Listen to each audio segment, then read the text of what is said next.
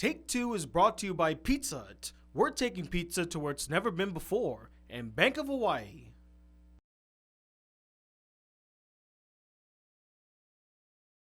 Now my shirt may say hero on it, but am I truly a hero?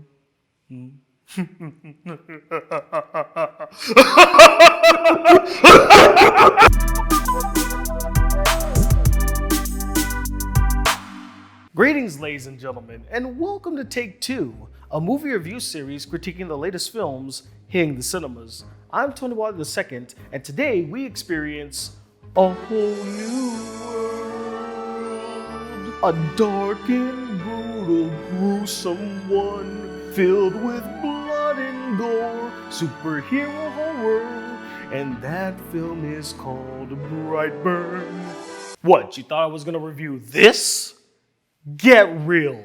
Brightburn is basically a Superman-esque origin story, but with a very dark twist. From the moment I saw the first trailer, I was hooked.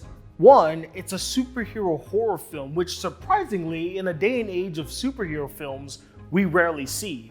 So that was quite refreshing. Two, it's a dark, gruesome, yet interesting twist on the Superman origin story, asking, what if Superman turned out to be a giant, arrogant prick with a superiority complex?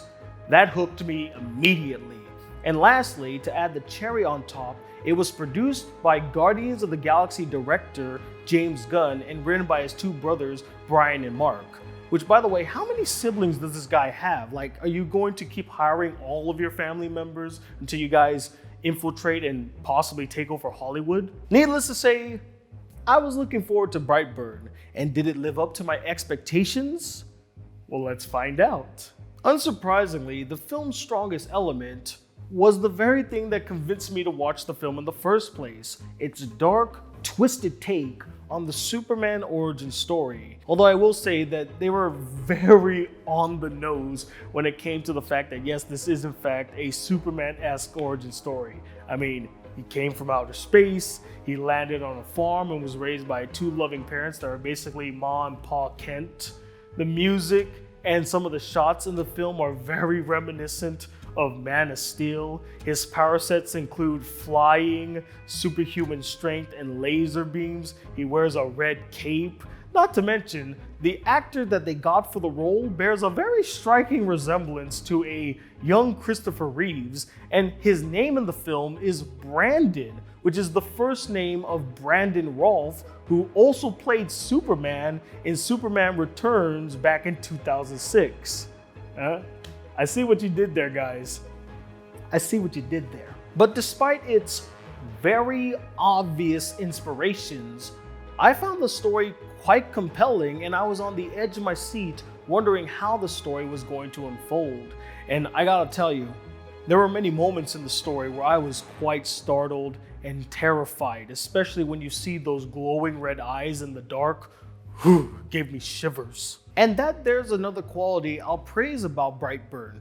The horror elements were executed very well. There were many moments where I felt uneasy and terrified just seeing him terrorize various people throughout the film and just feeling that sense of dread and helplessness for the characters. I also loved how they executed the parents' dilemma, coming to terms with the fact that their kid is not only an extraterrestrial from another world and that they don't truly understand him, but also that he is killing people left, right, and center. You could tell that it weighed heavily on them and they didn't know how to react to it or what they needed to do. Which leads me to another good thing about the film, the acting, which was solid across the board. I really liked the performance of the kid who played Brandon in the film, which, by the way, he was also in another superhero film this year. Can you guess what it is? Put it in the comments below and I'll give you a shout out in the next video. But yeah, he really nailed the stoic, cold, apathetic, and heartless Superman stand-in. He nailed that performance.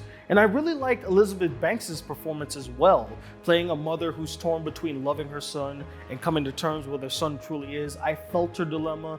I thought she gave a really strong performance, one of her strongest ones, and I really liked her character too.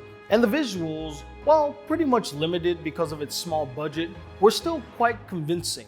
Now honestly, I don't have many problems with Brightburn. The few issues I had was I didn't like how repetitive some of the horror elements were, where you have Brandon standing in the darkness as he stalks somebody, then he pops out and attacks them.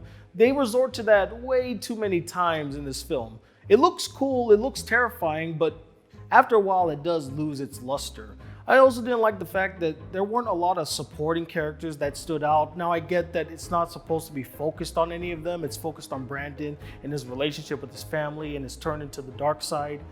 But having some strong supporting characters would have really helped in the film, especially it could have helped to show Brandon's descent into darkness. Kind of get a view into his social life, his school life, his relationship with that one girl that really you forget that she's even in the movie halfway through. And that brings me to my biggest nitpick with the film. Now, this is in no way a con against the film. It does not derail the story in any way, shape, or form, nor does it affect the narrative in a negative way. It's just something that bothered me and I thought would have been a much more interesting direction to take. And that's the fact that I felt as though Brandon's descent into darkness should have been caused by external forces rather than internal forces. Since Superman was kind of raised by parents and learned how to be good and wholesome externally, it would make more sense that what caused Brandon to become evil were also external forces. By making it internal, it kind of gives him a cop-out and kind of gives him an excuse as to why he's acting evil. Which, interestingly enough, gives the film a nature versus nurture dichotomy, which I don't know if that was the direction they were trying to take, but that would have been a fascinating direction to really examine or even delve more deeply into. But oh well, missed opportunity. In the end, I enjoyed Brightburn quite a lot. It's a simple yet effective story with solid tension and suspense, and is far more interesting, entertaining, and refreshing than some other films coming out this weekend. And that's why I'm going to give it 4 Zod neck snaps out of 5. And that, ladies and gentlemen, was my take on Brightburn. Be sure to share your takes in the comments section below.